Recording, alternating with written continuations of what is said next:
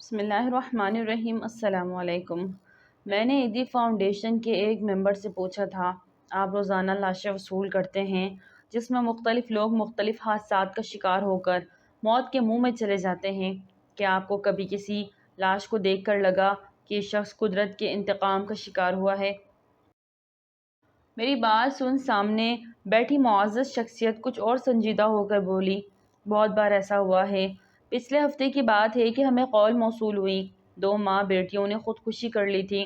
ہم لوگ فوراً موقع پر پہنچے، قانونی کارروائی کے بعد لاشیں تحویل میں لے کر ان کو غسل دیا، کفن دفن کا انتظام کیا اور محلے والوں کی مدد سے جنازے کے بعد ان کی تدفین کر دی۔ بعد میں ان کی موت کی وجہ معلوم ہوئی کہ وہ دونوں ماں بیٹیاں ہی اس دنیا میں رہ گئی تھیں۔ ان کے گھر کے کفیل بیٹا اور شوہر کراچی کے ایک سیاسی جماعت کو بھتہ نہ دینے کے جرم میں عبرتناک موت مر چکے تھے۔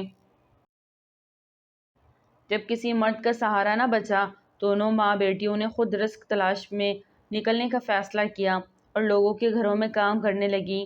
یوں ان کا گزر بسر ہو جاتا، کبھی گھر کا کرایہ ادا ہو جاتا اور کبھی ان کی کمائی سے مہینے کا راشن آ جاتا۔ وہ جیسے تیسے مالک کی رضا میں راضی ہو کر زندگی گزارنے لگی۔ پھر اچانک سے ایک نئی آزمائش آ پہنچی۔ ماں کو کرنٹ لگا، جس کے جھٹکے سے وہ دور جا گری۔ اس کے سر میں دماغ کے قریب موجود ہڈی کو چوٹ پہنچی اور ساتھ ہی ٹانگ بھی ٹوٹ گئی۔ اب بیچاری لڑکی جن گھروں میں کام کرتی تھی، ان گھروں سے تھوڑا تھوڑا کر کے قرض پکڑا اور اپنی والدہ کا علاج کروانے لگی۔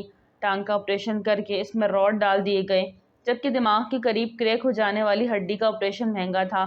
آپریشن کے سوا کوئی چارہ بھی نہیں تھا، چونکہ لڑکی کے پاس اتنی گنجائش نہیں تھی کہ وہ اپنی ماں کا آپریشن کروا سکے، لہٰذا وقتی طور پر سکون اور دواؤں اور انجیکشن کے ذریعے اس نے اپنی والدہ کی تکلیف کو کم رکھنے کی ہر ممکن کوشش کی، یہاں تک کہ اس کی والدہ کی ٹانگ مکمل ٹھیک ہو گئی۔ والدہ کی ٹانگ ٹھیک ہو جانے کے بعد اس نے سود پر 2 لاکھ روپے لیے اور والدہ کے سر کا آپریشن کروانے کا فیصلہ کر لیا۔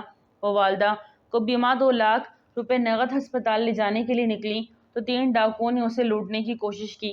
اس نے شدید مزاحمت کی تو اس لڑکی کو ماں کے سامنے زیادتی کا نشانہ بنایا گیا۔ لڑکی لٹی پٹی حالت میں گھر پہنچی اور اپنی ماں کو بتائے بغیر خودکشی کر لی۔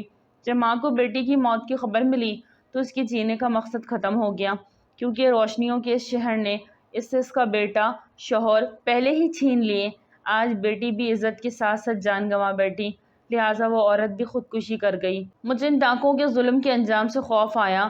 میں نے ان کو پھر بھی انجام تک پہنچانے کا سوچا اور جس جگہ واردات ہوئی وہاں موجود قریبی گھر کے کیمرے سے ڈاکوؤں کی CCTV فوٹیج لی اور اپنے ایک پولیس والے دوست کے ذریعے ان کی تلاش شروع کر دی، مگر ہمیں دوسرے ہی دن وہ دوبارہ 3 لاشیں اٹھانے کی قول آ گئی۔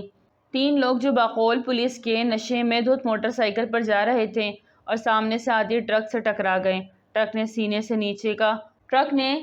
نیچے کا دھڑ کچل کے رکھ دیا۔ ان کے پاس شراب کی 2 بوتلیں ٹوٹی پڑی ہوئی تھیں اور جیب سے 1,92,000 نقد رقم ملی تھی۔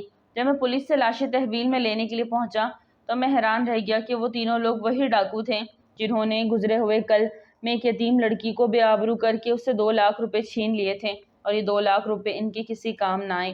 میں نے ان لاشوں کو غسل دینے کے بعد کفن دفن کا انتظام کر کے ان کا جنازہ کروایا اور ان کے جنازے میں میرے دل سے دعا اس خودکشی کر جانے والی لڑکی کے لیے نکلتی رہی۔ ان تینوں کی موت اور حالت دیکھ کر مجھے لگا تھا یہ لوگ خدا کو بھولے ہوئے تھے اور اب ان کی لگامیں کھینچ کر قدرت نے ان سے اپنا انتقام لے لیا۔ ناظرین، ویڈیو اچھی لگے تو لائک کریں، چینل کو سبسکرائب کریں اور دعاؤں میں یاد رکھیں۔ السلام علیکم۔